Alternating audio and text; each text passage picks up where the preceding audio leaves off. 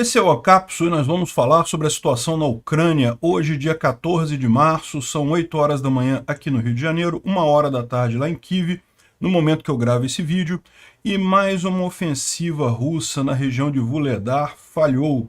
Já tem imagem de um monte de tanque destruído de novo. Os caras fizeram a mesma coisa outra vez com o mesmo resultado, né?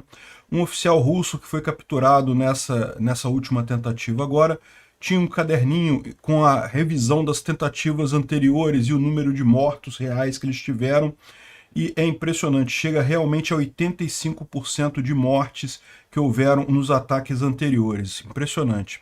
Um funcionário da administração russa está dizendo que está faltando de fato munição na linha de frente russa, né? E está culpando duas coisas. Primeiro, que houve um excesso de uso de artilharia no início da guerra, então os russos usaram artilharia demais.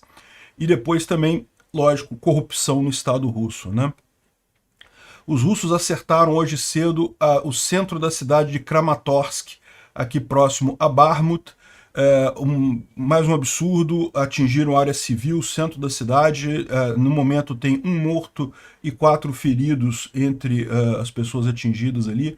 Foram prédios no centro da cidade, nada militar, nada estratégico, né? Mas é aquele negócio que eu falo para vocês, os russos estão tentando avançar em direção a Kramatorsk, justamente porque esperam que isso faça com que os ucranianos desviem a atenção de defender Bakhmut para impedir o avanço deles ao norte. Talvez esse bombardeio a Kramatorsk tenha sido alguma coisa nesse sentido. Agora, pode ser outra coisa também. Os russos estão temendo um grande ataque ucraniano nos próximos dias, alguma coisa muito mais imediata do que a gente imaginava. Eu acho pouco provável, tá? Eu acho que não vai ser agora. Mas alguns bloggers russos têm falado que os ucranianos estão preparados já para imediatamente começar uma contraofensiva em lugares diferentes do fronte. Enfim, vamos ver os indícios que tem disso daí. Inclusive, familiares e funcionários administrativos de várias cidades ocupadas pelos russos estão sendo já deslocados, estão sendo retirados dessas cidades, né? O Putin se encontrou com o Kadyrov lá no Kremlin e o cara mal consegue se manter na cadeira, cara, impressionante, tá muito mal o Putin. Visivelmente, assim, perturbadora a coisa. Vamos falar sobre esses e outros assuntos em detalhes. Essas notícias foram sugeridas por Estação Verão, João Alves e várias outras pessoas. Obrigado aí ao pessoal que sugeriu a notícia. Obrigado a você que está assistindo o nosso vídeo. Se você gosta do nosso conteúdo, por favor, deixe o seu like, se inscreva aqui no canal, né? Pois bem, como vocês podem ver, neste momento tem o aviso de ataque aéreo em toda a Ucrânia. Segundo a informação aqui do Euromaidan PR, é o MiG-31 Kinzhal Dagger lá que levantou, né? Hoje é o dia do voluntário ucraniano, então ele acha que vai haver bombardeio hoje, né? Mas no momento a gente não tem nenhuma informação ainda, apenas que o MiG-31 Kinzhal levantou voo, né? Vamos aguardar, qualquer coisa a gente fala no vídeo de amanhã. Os ucranianos conseguiram atingir alguma coisa lá em Mariupol, né? Tem aqui um ataque aqui que foi feito pelos ucranianos em Mariupol. Não é na área do aeroporto, é na área de um mercado que tem lá, mas que pode estar sendo usado pelos russos também. Um grande incêndio na região. Outra coisa curiosa, em Odessa, os russos estão mandando drones, muito provavelmente para mapear a defesa antiaérea ucraniana, o que indica que realmente deve ter algum ataque de mísseis hoje, né? Isso aqui foi ontem. Eles mandaram vários drones, foram todos eles derrubados pela defesa antiaérea, mas tipicamente esse tipo de coisa visa exatamente saber onde está a defesa antiaérea, por onde eles podem atacar sem serem muito atingidos por essa defesa, né? Bom, agora indo para a linha de frente, em Vuhledar, mais uma vez aqui de novo, a gente já viu imagens como essa várias vezes aí das várias tentativas dos russos de avançarem durante o inverno. Por que é tão difícil tomar Vuhledar? A gente já explicou isso, mas vale a pena ressaltar. Vuhledar fica numa região que é um pouco mais alta que o restante do terreno ao lado dela, e o terreno ao lado dela é todo muito plano, então não tem muito como se esconder, e são prédios altos, então os ucranianos têm uma excelente linha de visada para identificar um eventual ataque russo, então rapidamente responder com fogo aí. Aparentemente esse avanço, ou essa tentativa de avanço russa, foi ainda aqui nas Dachas ao sul de Vuhledar, né? Que vocês lembram, os russos chegaram a tomar essa região aqui, né? Próximo aqui é o rio Kashiarar, né, que é esse rio aqui entre Pavlivka e Vuhledar. Então, os russos chegaram a tomar aqui, os ucranianos retomaram essas dachas e agora os russos estão tentando tomar novamente essa região aqui, onde está acontecendo essa batalha e aparentemente não está indo bem para os russos, felizmente, né? Agora, uma coisa interessante que eles capturaram um oficial russo ali próximo a Vuhledar e com ele capturaram um caderno de notas que ele usava para fazer justamente o balanço das tropas que estavam sendo enviadas nos ataques anteriores, né? Então é muito curioso ver aqui que ele fala que, olha só, no dia 1º de março, 100 pessoas foram enviadas no assalto para Vuhledar e apenas 16 retornaram. No dia 5 de março, apenas 3 russos retornaram do assalto. Enfim, as perdas são maiores que 80%, o que é consistente com o que os ucranianos têm reportado nessa área. Os russos realmente estão tendo muitas perdas ali, e lembra, ali são tropas, não é o grupo Wagner, não são prisioneiros, as tropas russas mesmo, e tropas de elite russas, inclusive os marines, né, os fuzileiros navais russos, que estão sendo usados ali naquela região, né? É porque realmente é uma condição de terreno muito desfavorável aqui. Para eles fazerem um ataque com sucesso, precisariam comprometer muitas tropas mesmo, e parece que não tem disposição disso. Aí ficam nesse negócio de fazer ataque com pouca tropa, acaba sendo dizimada a tropa russa ali na região, né? Bom, o Dmitry, ele traduz aqui um vídeo feito pelo Yuri Mezinov. Ele é um funcionário público lá da região de Rostov, e ele está falando que ele esteve lá na linha de frente, né? Ele tá, eu estou dirigindo através de Jitlivka, e que desde a minha última visita em fevereiro ou março, eu tenho ouvido que o pessoal do grupo Wagner não tem munição, mas na verdade tá faltando munição para todo mundo, segundo ele está dizendo aqui, né? E isso está destruindo a juventude, né? Está destruindo os jovens russos, porque simplesmente eles não têm apoio de munição. E aí ele pergunta, ele fala que, não, na verdade, qual que é o problema? Será que está faltando metal, está faltando aço? O que está faltando e coisa e tal? Enfim, ele diz que só pode ser sabotagem, né? Que estão sabotando isso e coisa e tal, estão querendo que o pessoal morra mesmo. É possível sim que esteja faltando munição lá na linha de frente dos russos, né? Não porque os russos não tenham munição suficiente, mas porque eles não têm conseguido fazer a logística adequada para essa munição chegar lá na linha de frente, né? E outra coisa também, que é uma possibilidade, a gente tem que ter em mente, é que os russos podem estar economizando munição exatamente para ter uma reserva para um eventual ataque ou até para defesa de uma contraofensiva ucraniana, né?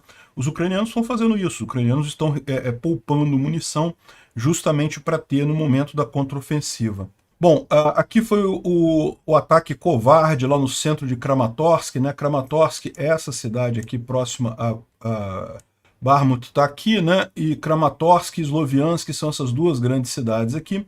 E como eu falei para vocês, parece muito claro que os russos estão tentando avançar aqui ao norte da M3, justamente como uma tentativa de avisar para os ucranianos, olha só, vocês têm que deter a gente aqui, senão a gente vai ameaçar diretamente Kramatorsk e Sloviansk, que são realmente duas cidades muito maiores e muito mais importantes do que Bakhmut no final, né? E para tentar conter isso daqui, os ucranianos teriam que tirar as tropas que neste momento estão justamente defendendo o corredor aqui, né? Tem que manter aberto aqui as linhas de comunicação com Bakhmut. Então, essa é a expectativa russa. Talvez eles tenham feito esse bombardeio em Kramatorsk, justamente para lembrar os ucranianos, olha só, a gente vai chegar perto de Kramatorsk, coisa e tal, né? Enfim, de qualquer forma, uma covardia completa. Aqui está dizendo 4 pessoas feridas, mas na verdade já tem um confirmado morto, né? E por enquanto 1 morto e 4 feridos. Lógico, aconteceu agora há pouco esse ataque lá. Atingiu um jardim da infância, um museu e um prédio administrativo também foram danificados, além de prédios residenciais, né?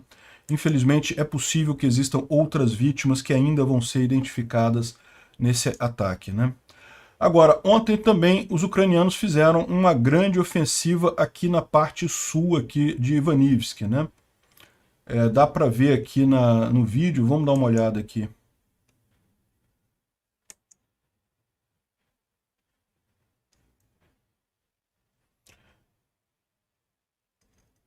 Tá sem som, mas dá para ver que é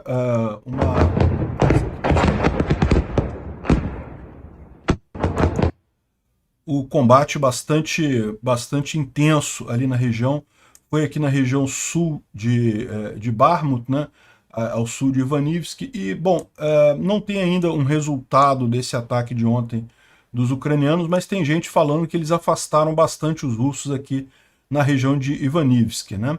Esse mapa aqui está mostrando um grande avanço ucraniano, que toda essa área aqui perto do canal estava ocupada pelos russos, mas eu não sei, ainda é cedo para achar que foram os ucranianos que retomaram isso daqui, ou se apenas foi o mapa que não atualizou direito de ontem para hoje, mas a gente sabe de fato que houve avanço ucraniano aqui. Qual o tamanho desse avanço, exatamente quanto eles conseguiram avançar, não está claro ainda. Isso aconteceu de ontem para hoje, então as informações ainda são poucas, né?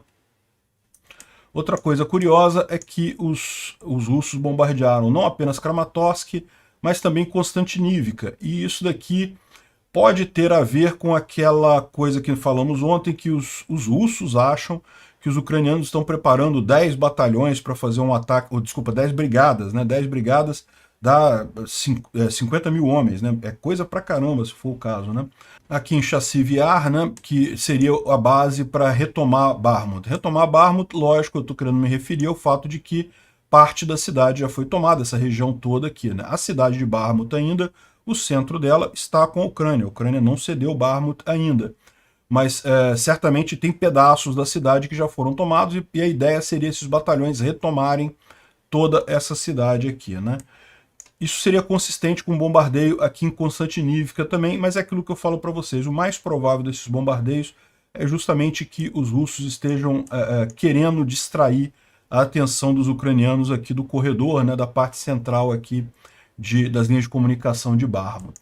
Bom, a gente tem uma foto aqui dos russos naquela fábrica da Azon. Lembra que eu mencionei para vocês que a fábrica da Azon aqui está em disputa, né? Algum tempo atrás chegou a entrar um grupamento russo, mas segundo os ucranianos, eles expulsaram esse grupamento do grupo Wagner, né? Esse grupamento russo que chegou a entrar lá na Azon. Então, essa foto que tem aqui, não se sabe se é esse grupamento que chegou a entrar e depois foi expulso, o que é, né? Isso aqui foi divulgado pelos próprios russos. Eles divulgaram porque essa fábrica foi a mesma fábrica que vocês lembram lá em meados do ano passado, o Zelensky foi lá, né? O Zelensky esteve lá em Bakhmut, já no momento que Bakhmut era atacada pelos russos, né? Pelo grupo Wagner. Ele foi lá dar apoio ao exército ucraniano, tá aqui o Zelensky aqui no meio da foto. E nessa fábrica, exatamente na Azon, foi que ele foi ali, né? Então os guerrilheiros do grupo Wagner tiraram a foto no mesmo prédio, mas repara, são só 4 pessoas e aquele negócio. A gente sabe que teve realmente um grupo que chegou a entrar lá, os ucranianos falaram isso, e depois que eles tiraram eles de lá, eles expulsaram de lá. Se eles chegaram e ficaram ou saíram, a gente vai descobrir em mais tempo. O fato é, a fábrica, a Azon, está em batalha nesse momento, né? Agora, uma outra informação está surgindo aí na blogosfera russa lá, né? Por exemplo, esse aqui é o RSOTM, que é esse canal é um canal do grupo Wagner. Eles não sabem exatamente quem é a pessoa que posta nesse canal, mas é alguém, uma figura importante dentro do grupo Wagner. E ele está dizendo aqui que, na verdade, os ucranianos estão preparando para um ataque, sim, mas em toda a linha de frente, né? Estranho isso, não faz sentido a Ucrânia atacar em toda a linha de frente, né? Então, ele fala aqui, o que está acontecendo na linha de frente, na verdade, pode ser sugerido pela acumulação de forças em toda a linha de frente, em toda a linha de contato. Isso é em Mykolaiv, Kherson, Kryvyi Rih, Zaporizhia, Kharkiv, nas direções todas, e também no Donbás. O inimigo está preparando alguma coisa como uma revanche. Do início de fevereiro até o presente dia, a transferência de novas brigadas para as Forças Armadas Ucranianas continua, né? E os fatos são os seguintes: mais e mais detalhes de reagrupamento de forças ucranianas em Zaporizhia, no setor de Zaporizhia, transferência de novas brigadas formadas pela Defesa Territorial Ucraniana e já treinadas de acordo com os padrões da OTAN. Então, tudo isso está acontecendo. O inimigo também está acumulando forças de sabotagem na fronteira com Briansk, Kursk, nas regiões de fronteira com Briansk e Kursk, né? Onde não muito tempo atrás uma dessas equipes fez algumas coisas lá para o pessoal ver, né? Ele está se referindo àquele grupo, que na verdade é um grupo russo, não é um grupo ucraniano, que fez alguma coisa lá próximo de Briansk, que a gente falou isso aqui. É o Corpos Voluntários Russos, né? Também tem movimento ativo na região de Kharkiv, e a gente lembra dos eventos de agosto do ano passado, em que as Forças Armadas Russas acabaram sendo retiradas de Zium, Balaklia, Kupiansk, o que botou Svatov sobre alerta, né? Então, eles claramente estão reforçando a região lá em Kharkiv, incluindo equipamento estrangeiro. O inimigo não abandonou os planos de cruzar o Oskil para atingir Svatov e Torsk, a linha entre Svatov e Torsk, para bloquear o suprimento de Severodonetsk, o grupo de Severodonetsk das Forças Armadas Russas, né? O que ele está se referindo aqui, se você olhar aqui no norte, existe apenas um pequeno pedaço do Oblast de Kharkiv que ainda está ocupado pelos russos, que é justamente a margem esquerda do rio Oskil. Esse aqui é o rio Oskil, né? Aqui para baixo, a partir de Kupiansk, já está tudo liberado pelos ucranianos, as duas partes, mas a partir daqui, na verdade, nessa cidade de Dvorishna, para cima ainda tem a linha de contato, ainda é o rio, né? E logo que houve a ofensiva aqui em Kharkiv, os ucranianos tinham mesmo planos de atingir Troitsk, porque, repara, tá vendo aqui, ó, Troitsk tem essa linha férrea que passa aqui, e tem a linha rodoviária que vem por aqui também, que são fundamentais para a logística russa aqui de toda a região, principalmente Severodonetsk e Lysychansk, né? É lógico, Severodonetsk e Lysychansk podem ser abastecidas pelo sul também. Mas lembra, essa região aqui, essa linha vermelha, é a linha de contato lá em 2014, a linha de frente lá em 2014. Então, muita coisa que está destruída, muita coisa foi quebrada, ferrovias foram destruídas, pontes destruídas. Então, o abastecimento aqui pelo sul é mais complicado do que pelo norte. Então, os russos ainda usam muito isso daqui para abastecer essa região, e sempre foi um objetivo ucraniano chegar até Troitsk aqui, né, para justamente interromper a linha de abastecimento russa aqui. É isso que ele está falando aqui, né? As manobras feitas pelo comando das Forças Armadas da Ucrânia, com alto grau de probabilidade, evidenciam preparações de Kiev para uma ofensiva de larga escala, e se a situação no Donbás ainda é tensa, então a ativação de outras zonas relativamente estáveis, como Kherson, Zaporizhia e várias outras, pode ser esperada, né? Isso não é esperado, mas o entendimento dessa ameaça é necessário para preparar, para evitar a repetição da retirada de Kharkiv em agosto de 2022, né? Ou seja, o que ele está dizendo é que ele está achando que a Ucrânia vai avançar em toda a linha de frente. Isso é impossível. Não faria sentido. Por mais que a Ucrânia tenha tropas para isso, é sempre muito mais razoável você avançar um lado primeiro, depois o outro. Você dispersar sua força ao longo da linha de frente inteira, você tem uma chance muito maior de sofrer danos, de não conseguir avançar no final das contas. Então eu acho pouco provável isso daqui. Agora, a Ucrânia abrir mais do que uma linha de frente, isso é possível. Mais de uma contraofensiva é possível, né? A gente vem falando que o mais provável é que seja aqui em Zaporizhia, vindo em direção a Melitopol, é uma possibilidade.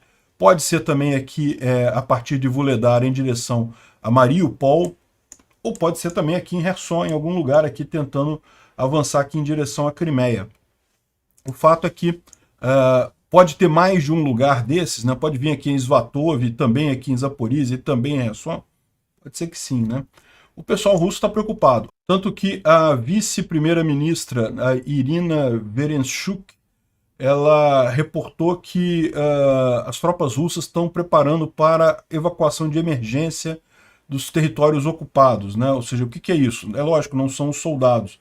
Eles estão preparando para retirar certas categorias de empregados da ocupação e as suas famílias. Então a ideia é tirar as pessoas que não precisam estar na linha de frente, justamente já imaginando que os ucranianos vão ter sucesso nessa ofensiva. Isso foi assim na região de Kherson, em tudo quanto é lugar que os russos acabaram saindo, eles antes tiraram as famílias, tiraram os funcionários administrativos da região, né?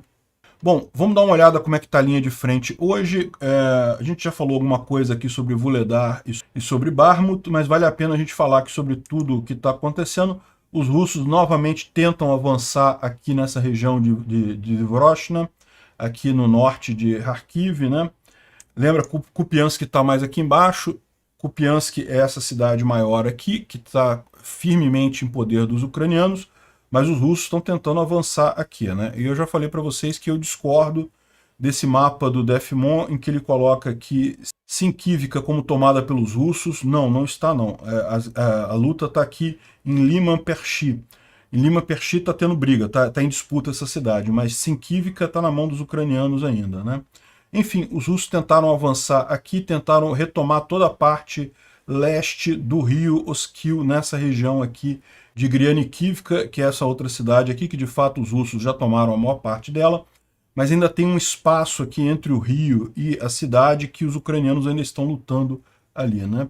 Mais aqui próximo a Kriminá, teve várias tentativas de avanço russo aqui, mas até onde a gente vê não teve nenhum sucesso nessas tentativas de avanço, né?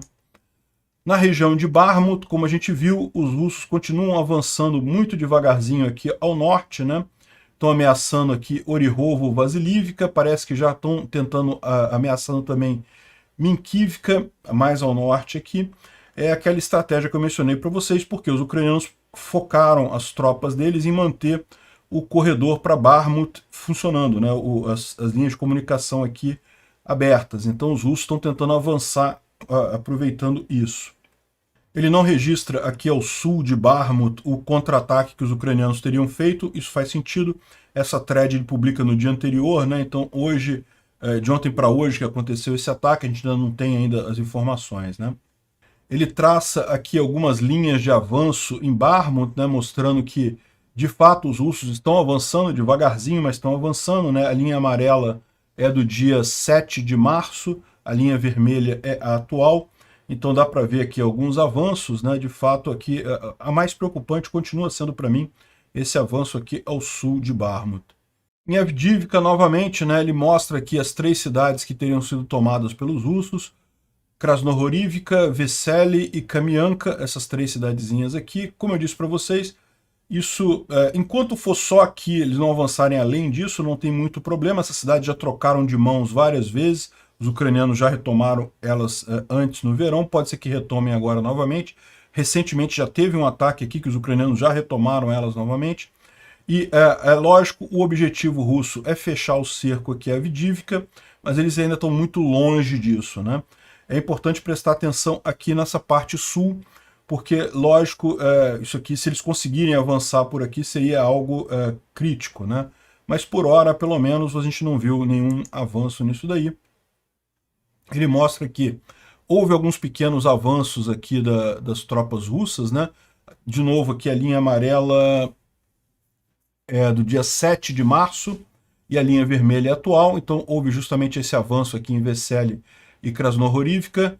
Kamianka aqui entrou na zona de briga, né, na No Man's Land, na terra de ninguém.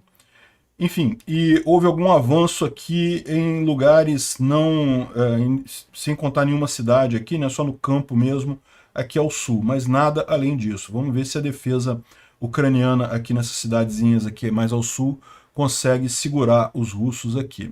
O tempo lá na Ucrânia está secando, ou seja, a gente já tem aqui um dia hoje, o dia 13 de março, né, na verdade ontem, foi um dia já sem nuvens, sem chuva, sem precipitação, e a expectativa é que continue assim nos próximos dias, não tem previsão de chuva, e as temperaturas são todas positivas, ou seja, isso deve começar agora a secar o chão lá, né?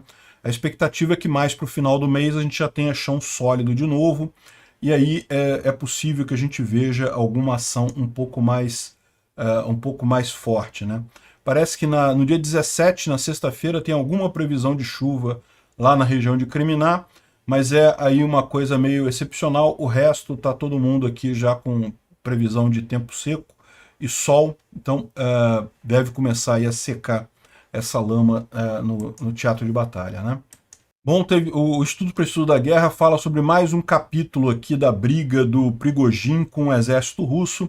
Quem entrou nessa história foi o Alexei Murin. Alexei Murin, ele é um apresentador de um programa de televisão lá na Rússia, né, muito conhecido e coisa e tal. E ele acusou o Prigozhin de estar perseguindo objetivos políticos na Rússia que estão colocando em risco as forças do Wagner em Bakhmut, ou seja, ele está criticando o Prigozhin, dizendo que o Prigozhin está querendo fazer política na Rússia. A gente que o Prigozhin está querendo fazer política na Rússia, isso é mais do que óbvio. Mas o fato deles estarem falando isso na rede de televisão lá da Rússia mostra que o pessoal está brigado com o Prigozhin mesmo, né? Isso é uma coisa bastante crítica para o Prigozhin. O Kadyrov se encontrou com o Putin, a gente vai falar sobre isso daqui a pouquinho.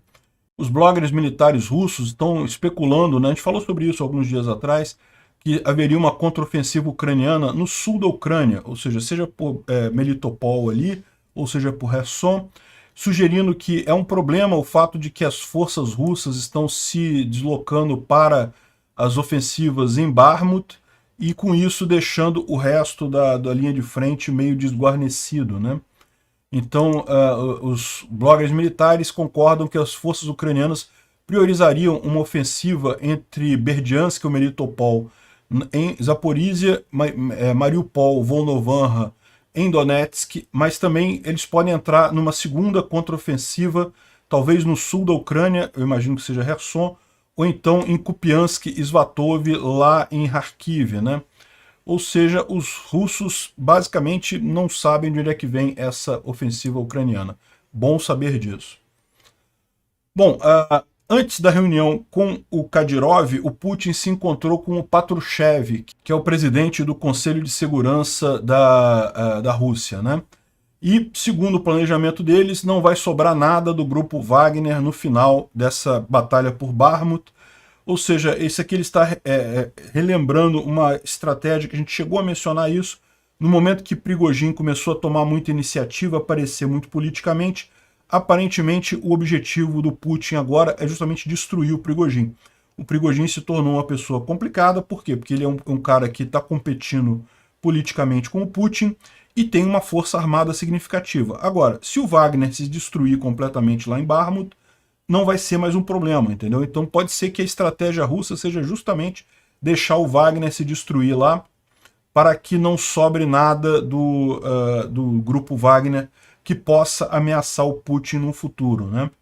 Mas ontem teve um outro encontro que marcou bastante lá, que foi justamente o Kadyrov falando com o Putin, né? O Kadyrov foi lá conversar com o Putin, coisa e tal, e a impressão que dá é realmente chega a ser uma coisa meio constrangedora. O Kadyrov tremendo pra caramba, o Putin segurando a mesa aqui com o dedo, tá vendo? Ele segurando a mesa aqui. Deixa eu tocar um pedaço daqui para vocês sentirem o nível de nervosismo do Kadyrov. O Kadyrov pegando o papel assim, tremendo assim. Olha só. Как дела в республике? В республике у нас все очень неплохо. Это благодаря вам, да. Если вы... Благодаря чеченскому народу. Если вы разрешите, да, я чуть похвастался бы, да. Пожалуйста. У нас в 2002 году, да, Чеченская республика заняла лидирующее. E o Putin se segurando na cadeira para variar, né? Ela, Putin com uma expressão assim estranha pra caramba, realmente uma reunião meio constrangedora esse negócio aqui. O que eles falaram aqui? Na verdade, o Kadyrov falou, não, que o Putin perguntou pro Kadyrov como é que tá a Chechênia e coisa e tal. O Kadyrov falou, não, estamos bem, graças a você, e não sei o que lá, tá tudo certinho. E aí começou a ler um monte de recomendações e coisa e tal, da listinha que ele levou lá e coisa e tal. O pessoal brincando aqui que, pô, fizeram uma enganação muito falsa, porque Kadyrov não sabe ler, né? Mas enfim, se sabe ou não sabe, eu não sei. Mas que realmente é um cara tosco de qualquer forma, né? E o Putin dá para ver que ele tá ali todo grudado na cadeira, né? Realmente uma situação ali complicada. O general SVR diz aqui que ontem o Kremlin mostrou o encontro de duas pessoas completamente saudáveis, né? O presidente russo, o Putin, e o Kadyrov, o Razman Kadyrov, né? E o encontro seria para demonstrar que ambos estão bem e coisa e tal, e que, né, continuam firmes, mas esse firme aperto de mão não funcionou muito bem, né? O Putin, segundo ele está dizendo aqui, não está se sentindo bem devido à terapia recente, e ele tem tido dores no estômago e coisa e tal. Então, e ele fala aqui que dá para ver claramente as expressões de dor do Putin, ele segurando firmemente a mesa, né? E aí ele lembra que isso daqui é a filmagem oficial do Kremlin, ou seja, eles já pegaram os melhores momentos, a parte que o Putin está mais normalzinho já foi o que foi mostrado, né?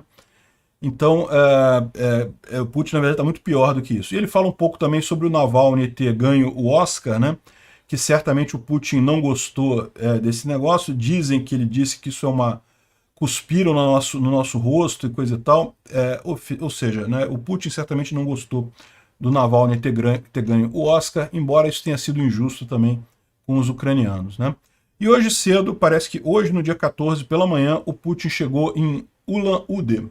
Ulan-Ude fica nessa região aqui do Lago Baikal, numa região chamada Buriatia, que é uma grande região aqui da Rússia, de pessoas que, se você olhar para a pessoa, ela não parece russo de forma alguma, parece muito chinês, muito mongol, né? Tem o olho puxado, tem traços realmente do pessoal ali daquela região, muito mais do que de russos, é mais uma das regiões que foi conquistada pelos russos, né?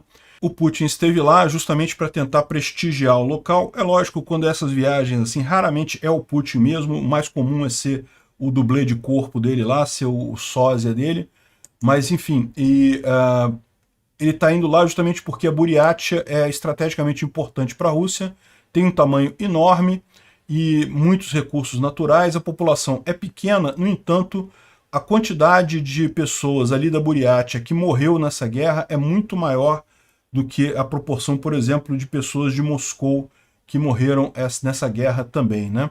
O Euromaidan aqui traz uma informação da inteligência britânica, dizendo que o número de mortos do leste da Rússia, que é justamente essa região, e outras regiões ali também, né, Yakutia, outras regiões que também foram, que tinham povos anteriores aos russos, que os russos conquistaram essa região, né?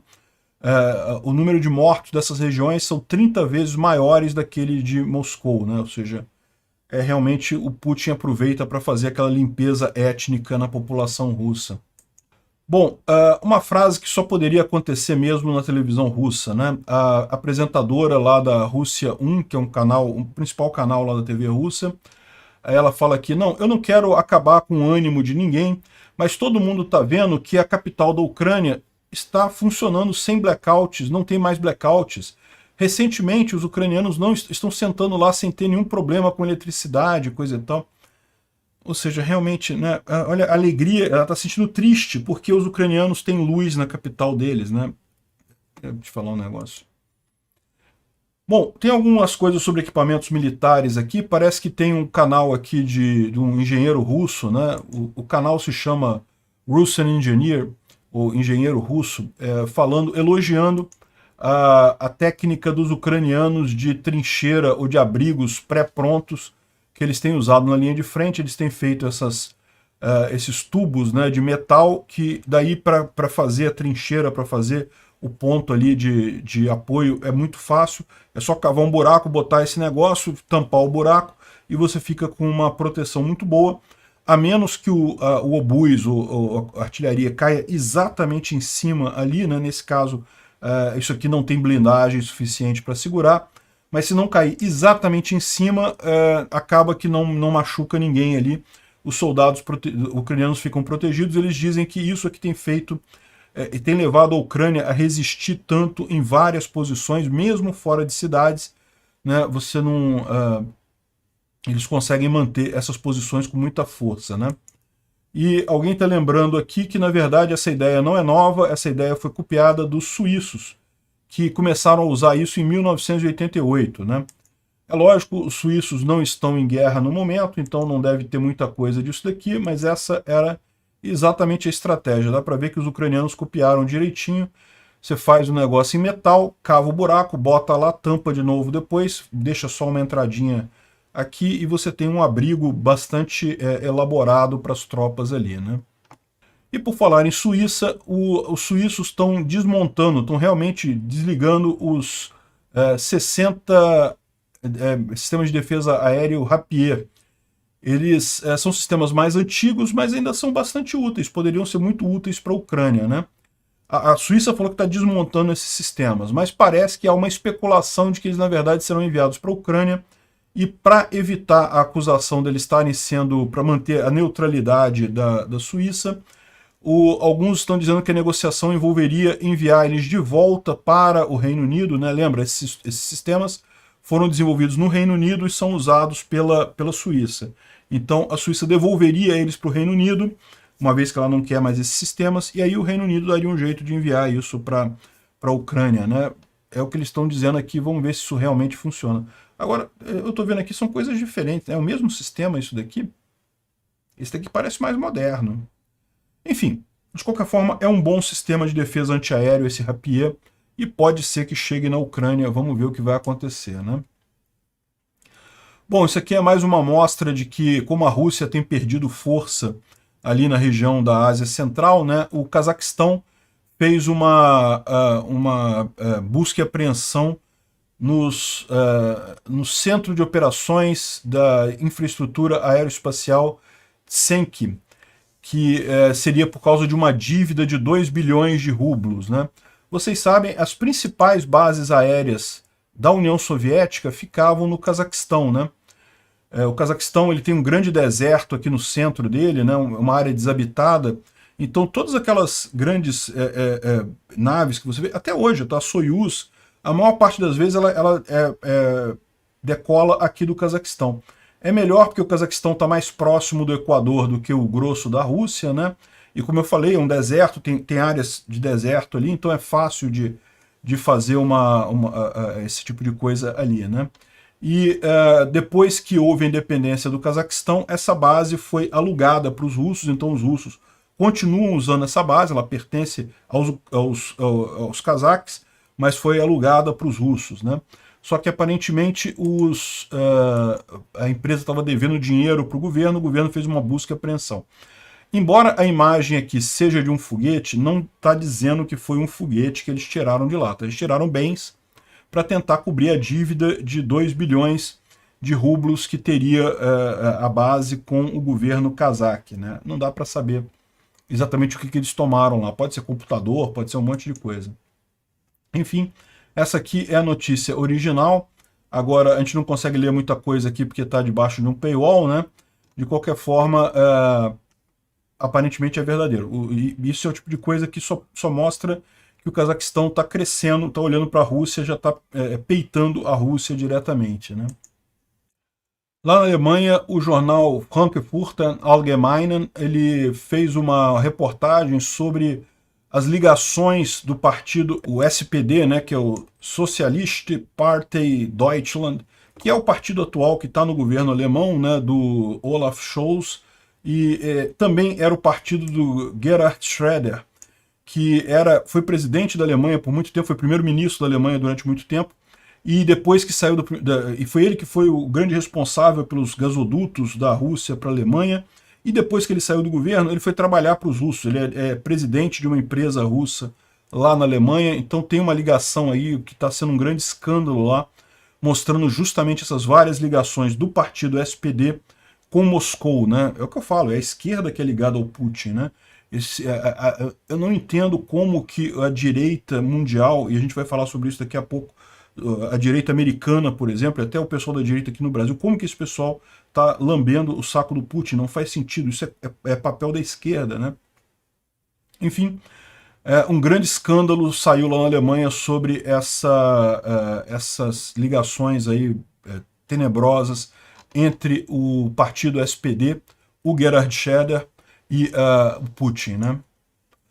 Bom, vocês sabem, o Xi Jinping está indo a Moscou, né? A gente falou sobre isso já alguns dias atrás, no dia 21 de março ele deve estar em Moscou, e ele ficou de fazer uma conversa também com o Zelensky via teleconferência. Então ele não vai a Kiev, mas ele vai conversar com o Zelensky por teleconferência, né? Vamos ver o que sai dessas reuniões aí. Bom, e aqui é o ponto que eu falo para vocês, que é o grande erro que eu vejo no pessoal conservador americano e aqui no Brasil também. Ontem, infelizmente, o Ron DeSantis, que era uma expectativa que muita gente tinha, o Ron DeSantis é o cara lá no Partido Republicano que tem a capacidade de tentar ser o candidato a presidente em 2024 lá nos Estados Unidos, ao invés do Trump, pelos republicanos, né? Tá entre os dois. Eu, particularmente, gosto mais do Ron DeSantis do que do Trump. Mas, enfim, e uma expectativa que muita gente tinha é que o Ron DeSantis até aqui não tinha falado nada sobre guerra da Ucrânia. O pessoal tinha expectativa que ele usasse isso exatamente para ser uma força diferenciadora dentro do Partido Republicano. Tem muito republicano, eleitor republicano e até político republicano que está do lado correto nessa guerra, que está do lado da Ucrânia.